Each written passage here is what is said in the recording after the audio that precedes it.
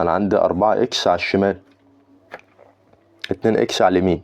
كل اللي انا هعمله ايه؟ هثبت الكبير والصغير هيروح له، واللي مع الكبير بيروح الناحية التانية. يبقى انا كده هثبت 4 اكس. من الصغير ال2 اكس تخش سالب 2 اكس، نزل يساوي يلا. مين اللي موجود هناك؟ ال18.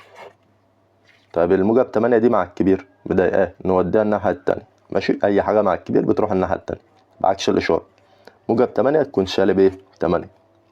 كده 4 اكس ناقص 2 اكس حدود متشابهة، اخد اكس واحدة واطرح المعاملات او اجمعها على حسب الاشارات اللي عندك. 4 ناقص 2 كام؟ 2.